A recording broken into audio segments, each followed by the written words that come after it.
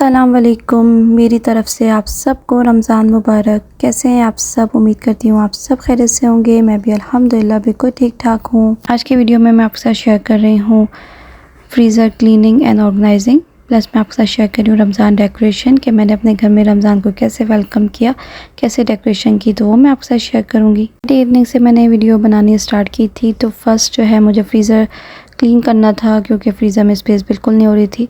तो सबसे ज़्यादा जो स्पेस ली हुई थी वो कुनाफा डो ने, और रमज़ान में मैं कुनाफा बनाती हूँ बच्चों के लिए, तो इसलिए अब फ्रीज़र में स्पेस बनाऊँगी तो फिर कुछ फ्रीज़ कर सकूँगी। अभी आप चाहो ना कि आपके सारे काम कंप्लीट हो जाएं टाइम पे, तो कोई ना कोई छोटे छोटे काम होते हैं ना, वो लाजमी रह जाते हैं, जैसे कि फ्रीज़र क्लीन करना। तो ये मैं बार बार सोच रही थी और दैन मुझे एंड में काम करना पड़ा। तो लेकिन ये बहुत ज़रूरी भी था कि ताकि मुझे पूरे रमज़ान आराम मिले।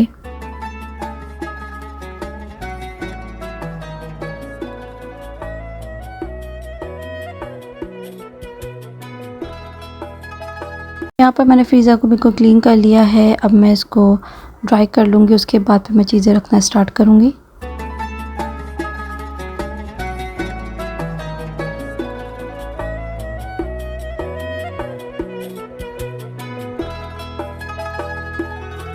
फ्रीज़र को इस तरह ऑर्गेनाइज़ किया है कि मैंने एक ट्रे लिया, उसमें सारे बीफ और चिकन को एक तरफ सेट कर दिया है ताकि मुझे इजी हो बीफ चिकन निकालने में। बाकी मैंने जो रोल समोसे शामी का उसको एक साथ सेट कर दिया है और एक के ऊपर एक रखा है ताकि आराम से मैं इसको निकाल सकूं। बाकी कुनाफा डो को मैंने ज़िपर बैग में डाल दिया है। तो अब जो है फ्रीज़र मेरा ऑर्गेनाइज़ भी हो गया, क्लीन भी हो गया, तो इसको देख कर सुकून लग रहा है। यहाँ पे स्टोव पर फॉइल लगाऊंगी ताकि पूरे रमज़ान मुझे ईजी हो, बार बार क्लीनिंग की नीड ना हो। फॉइल गंदा हो तो उसको रिमूव कर दूं और दूसरा फॉइल लगा दूं, तो इससे बहुत इजी हो जाता है। पूरे रमज़ान आप सुकून फ़ील कर रहे होते हैं, आपको देखने में भी अच्छा लग रहा होता है। फॉइल लगा हुआ हो ना तो स्टोव में एक तो चेंजिंग भी हो जाती है और अच्छा भी लग रहा होता है। तो मैं हर साल इस तरह करती हूँ।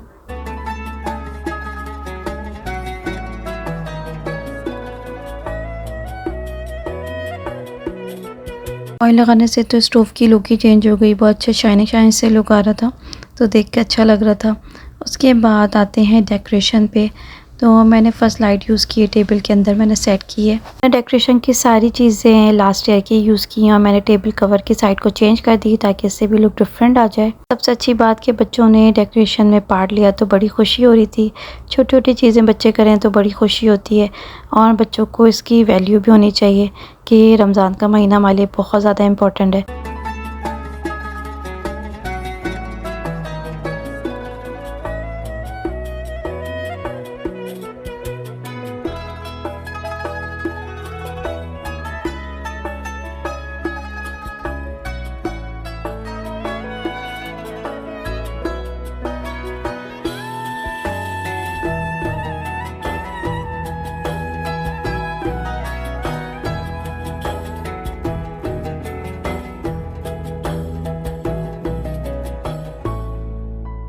सारी चीज़ें मेरे पास जितनी भी लैम्प्स हैं वो लास्ट ईयर की है, बस मैंने उसमें फ्लावर्स ऐड किया है और इस की लुक ही चेंज हो गई है और लाइट्स वैसे भी बहुत अच्छी लगती हैं। तो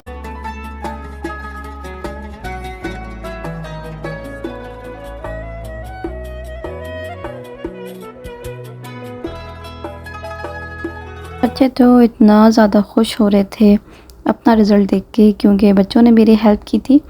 तो उसके बाद मैंने अपने लिए कॉर्नर एक टेबल सेट किया है जिसके लिए मुझे बहुत खुशी है कि मैंने इसमें एक कुशन सेट किया है, प्लस मैंने इसमें जाए नमाज़ रखी है, तस्बीह, कुरान और एक लाइट। ये कॉर्नर मैंने इससे सेट किया कि जब भी मुझे कुरान पढ़ना हो तो मैं इसी टेबल को यूज़ करूं। कुशन भी मैंने इसीलिए रखा है कि मैं कुशन को भी यूज़ करूं।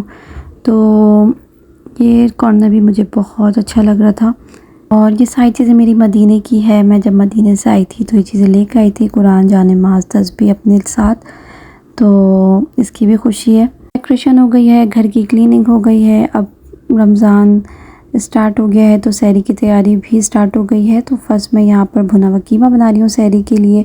तो अनियन मैंने कट कर लिया है, ऑयल मैंने ऐड कर दिया कुकर में और मैं अब ऐड कर रही हूँ अनियन। तो अनियन ऐड करने के बाद थोड़ा सा इसको गोल्डन ब्राउन करूँगी, बहुत ज़्यादा ब्राउन नहीं करना। जब गोल्डन ब्राउन होना स्टार्ट हो जाए अनियन तो मैंने इसमें ऐड कर दिया है खड़े मसाले जो कि इलायची, दालचीनी, लौंग, ज़ीरा, काली मिर्च, ये चीज़ें मैंने ऐड कर दिया। मैं इसको थोड़ा मिक्स कर लूँगी। दैन उसके बाद फिर मैं इसके अंदर कीमा ऐड करूँगी। कीमा ऐड करने के बाद फिर मैं इसको भूनना है। कीमे को बहुत अच्छे से भूनना होता है ताकि उसकी स्मेल ख़त्म हो जाए।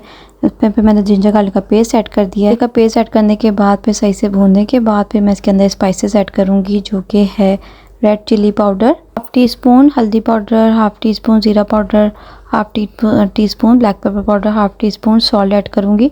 सारे स्पाइस ऐड करने के बाद फिर मैं इसको अच्छे से भून लूँगी। अच्छे से भूनने के बाद फिर मैंने इसके अंदर ऐड कर दिया है पानी। पानी ऐड करने के बाद मैंने स्लो फ्लेम पर प्रेशर कुकर बंद कर दिया था ताकि स्लो फ्लेम पर यह सही से कुक हो जाए, कीमा अच्छे से गल जाए। अब गल चुका है तो अब मैं इसको थोड़ा सा भूनूंगी। उसके बाद थोड़ा सा मैंने गरम मसाला पिसा हुआ ऐड किया है और हरी मिर्च और है धनिया। तो ये ऐड करने के बाद बस देख सकते हैं कि कीमा हमारा रेडी है। बहुत यम्मी कीमा बना है और सहरी के लिए बहुत अच्छा ऑप्शन है। इसमें आलू डालना चाहें तो आप आलू भी डाल सकते हैं और शिमला मिर्च भी डालना चाहें तो आप इसमें ऐड कर सकते हैं। तो कीमा जो है वो अब रेडी है। के लिए मुझे कुछ भी बनाना होता है तो मैं रात में बना लेती हूँ, लाइक 9-10 बजे के करीब। तो इसी टाइम मैंने कीमा बना लिया था।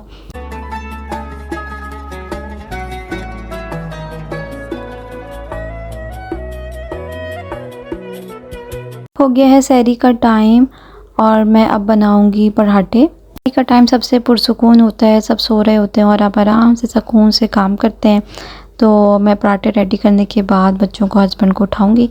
तो कीमा बना हुआ है, साथ में मैंने शामी कबाब फ्राई किया था और योगर्ट और मिल्क बनाया। मिल्क जो है वो गर्म किया था, उसमें मैंने ऐड किया था पाउडर। मैंने ड्राई फ्रूट्स का पाउडर बना के रखा है, जैसे बादाम, पिस्ता, और मैंने उसमें ऐड किया है काजू।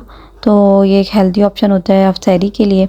तो ये सारी चीज़ें मैंने सहरी में बनाई थी। पराठे भी रेडी हो गए हैं और अब मैं शामी कबाब फ्राई करूँगी। कीमा जो है वो भी है, तो इसलिए मैंने एक शामी कबाब फ्राई किया है। तो शामी कबाब फ्राई करूँगी, फिर इसके बाद योगर्ट निकालूँगी बोल में। योगर्ट में मैं थोड़ा सा शुगर भी ऐड कर दिया था, थोड़ा ज़्यादा नहीं, तो शुगर ऐड कर लिया और मिल्क।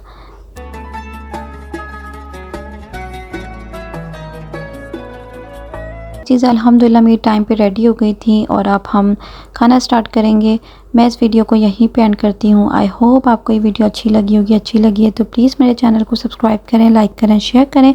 मिलूँगी नेक्स्ट वीडियो में। अपना ख्याल रखें, दुआ में याद रखें। अल्लाह हाफ़िज़। Thank you for watching.